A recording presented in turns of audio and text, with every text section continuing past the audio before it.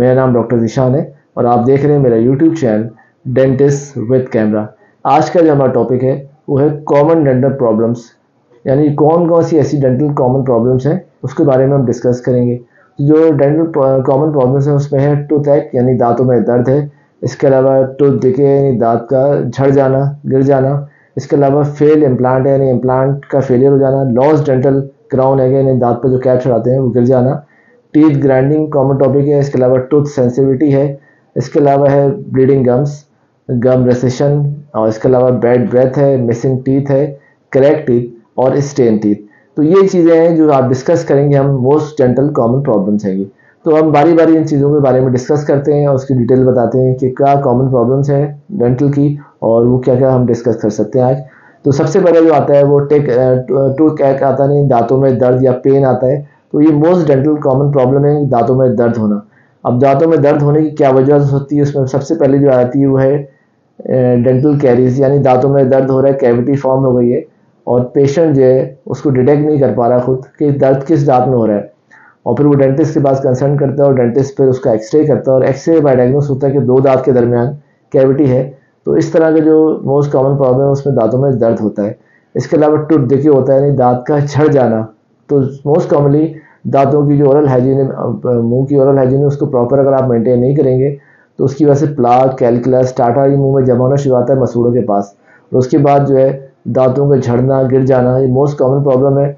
और उसमें ये होता है कि कोई दांत का पीस चिप ऑफ हो जाता है कैविटी फॉर्मेशन की वजह से, और फिर उसको दर्द पेन करता है पेशेंट को। तो ये हमने कहा मोस्ट कॉमन प्रॉब्लम है दांतों का झड़ जाना, डिके हो जाना या ख़राब हो जाना। इसके अलावा जो मोस्ट कॉमन प्रॉब्लम है वो है फेल्ड इम्प्लांट, यानी जब किसी का दांत पेशेंट का मिस हो जाता है, गिर जाता है, झड़ जाता है या निकलवा देता है पेशेंट, और वहाँ पर वो इम्प्लांट लगवाते हैं। इम्प्लांट बेसिकली ये होता है कि एक स्क्रू टाइप की चीज़ आती है जो ड्रिल करके मसूड़े में लगाई जाती है एज आर्टिफिशियल टीथ। तो वो स्क्रू करने के बाद इम्प्लांट लगाया जाता है। तो इम्प्लांट का जो फेलियर है उसके मोस्ट कॉमन प्रॉब्लम ये हो सकती है कि जिस डेंटिस्ट से आप लगवा रहे हैं उसने प्रॉपर टेक्निक से इम्प्लांट को बिठाया नहीं अपनी जगह पर, या फिर ये कि जो बोन की डेंसिटी है वो कम है, यानी बोन की थिकनेस बहुत कम है जहाँ पे इम्प्लांट लगाया जा रहा है, तो बाय द टाइम इम्प्लांट का फेलियर हो सकता है। इसके अलावा ये हो सकता है कि वहाँ इन्फेक्शन हो जाए इम्प्लांट वाली जगह पर और फिर वो इम्प्लांट का फेलियर हो जाए।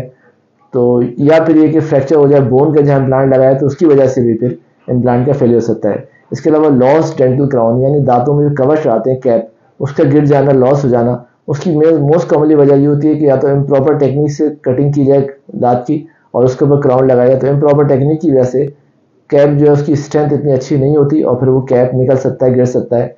या फिर आपके दांत जो पेशेंट का है जिसमें इतनी डेप्थ ही मौजूद नहीं है कि दांत जो है छोटा रह गया बहुत ज़्यादा और उसके बाद वो दांत जो है वहाँ से टूट जाता है, ब्रेक जाता है और क्राउन साथ में निकल जाता है। तो ये भी मोस्ट डेंटल कॉमन प्रॉब्लम है जिसमें दांत के कैप पे गिर जाना है। इसके अलावा टीथ ग्राइंडिंग एक मोस्ट कॉमन चीज़ है। टीथ ग्राइंडिंग ये होता है कि दांतों को रगड़ना, दांत बहुत ज़्यादा रगड़ना। बहुत से पेशेंट्स, ये बच्चों की आदत होती है कि दांतों को ग्राइंड करते रहते हैं, बैठे हुए घिस रहे हैं, ऐसी आदत पड़ जाती है। या फिर ऐसे पेशेंट्स जो कि बहुत ज़्यादा पान, छालिया का इस्तेमाल है, टोबैको च्यूइंग बहुत ज़्यादा कर रहे हैं, चबाए जा रहे हैं मुस्तकिल, तो दांतों की ऊपर की एनामल होता है वो घिस जाता है और उसको कहते हैं ग्राइंडिंग टीथ। इसके अलावा टूथ सेंसिटिविटी आती है, दांतों में सेंसेशन हो जाना, ठंडा गर्म लगना। मोस्ट कॉमनली प्रॉब्लम है कि दांतों में ठंडा गर्म लगना। उसमें सबसे पहले जो प्रॉब्लम ये होती है कि जो मसूड़े हैं वो प्लाक और टाटार की वजह से जमा हो जाता है, रूट वाला पोर्शन वो खुल जाता है। तो पेशेंट जब ठंडा पानी पीता है तो वह सेंसेशन लगती है, या चाय पी रहा है उसमें सेंसिटिविटी बढ़ जाती है दांतों में, इसको कहते हैं दांतों में बहुत ज़्यादा ठंडा गर्म लगना।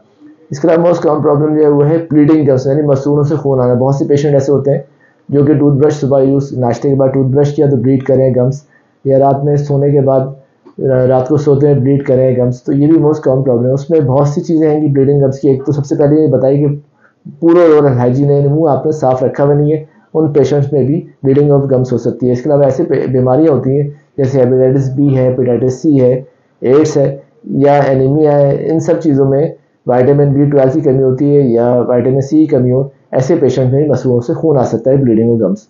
इसके बाद गम रेसेशन, गम रिसीड कर जाना।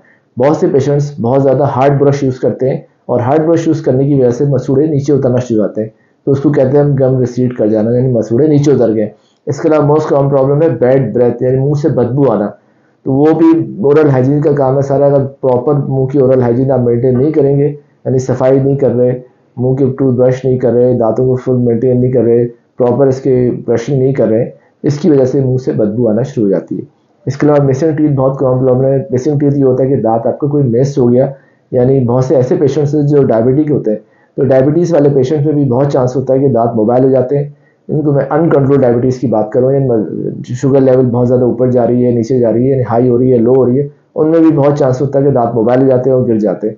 इसके अलावा कोई ट्रॉमा हो जाए, एक्सीडेंट हो जाए, उसकी वजह से दांत गिर जाए, तो ये भी एक मोस्ट कॉमन है। या फिर दांत बहुत ज़्यादा ख़राब हो जाए और पेशेंट जाके डेंटिस्ट से निकलवा ले, तो ये भी एक मिसिंग टीथ हम कह सकते हैं, मोस्ट कॉमन प्रॉब्लम है।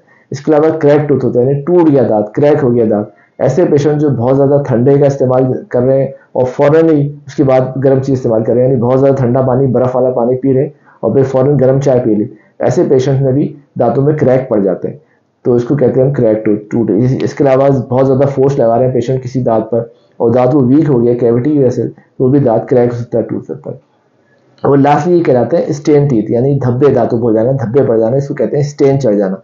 उसमें बहुत सी कॉमन प्रॉब्लम ये है कि मोस्टली पेशेंट अगर पान छालिया का इस्तेमाल करें तो उसमें कत्थे के स्टेन पड़ जाते हैं, तो वो स्टेन, इसके अलावा दांतों का प्रॉपर सफाई नहीं हो रही, प्रॉपर स्केलिंग नहीं करवा रहा पेशेंट, ब्लीचिंग नहीं हो रही, उन पेशेंट्स में भी बहुत ज़्यादा स्टेन होते हैं, पीले स्टेन या धब्बे पड़ जाते हैं, काले स्टेन समटाइम हो जाते हैं, तो इसको हम कहते हैं स्टेन टीथ। तो उम्मीद होगी कि आज का टॉपिक आपको पसंद आएगा। नेक्स्ट टाइम किसी और टॉपिक के साथ फिर हाजिर होंगे। जब तक के लिए अल्लाह हाफिज़।